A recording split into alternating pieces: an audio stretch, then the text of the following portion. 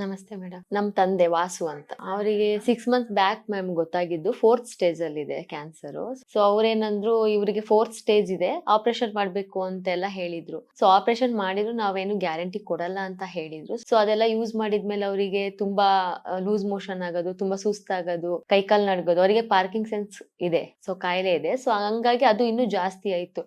One day ಏನಾಯ್ತಂದ್ರೆ ಅವ್ರಿಗೆ ತುಂಬಾ ಸುಸ್ತಾಯ್ತು. 1 weak ತನಕ ನಾವು ಅಡ್ಮಿಟ್ ಮಾಡಿದ್ವಿ.